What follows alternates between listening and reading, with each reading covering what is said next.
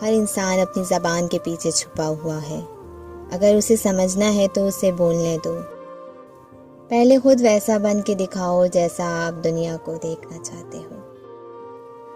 یہ تلخ حقیقت ہے کہ آپ کی بات کو توجہ آپ کی حیثیت دیکھ کے ملتی ہے۔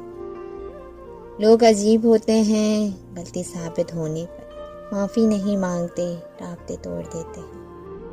تعلق میں موڑ ضرور آنا چاہیے، پتہ تو چلے کون آپ کے ساتھ مڑ رہا ہے اور کون اپنی راہ لے رہا ہے۔ مجھے لوگوں کو پڑھنا نہیں آتا، مگر ان پر اعتبار کر کے سبق ضرور مل جاتا ہے۔ زندگی کا تجربہ تو نہیں پر معلوم ہے چھوٹا آدمی بڑے موقع پر کام آ جاتا ہے اور بڑا آدمی چھوٹی سی بات پہ اوقات دکھا دیتا ہے۔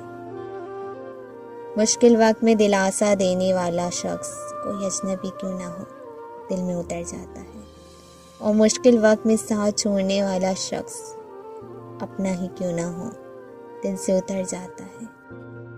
طوفان آنا ضروری ہے زندگی میں، تاکہ پتہ چلے کہ کون ہاتھ پکڑ کے بھاگ رہا ہے اور کون ہاتھ چھوڑ کر۔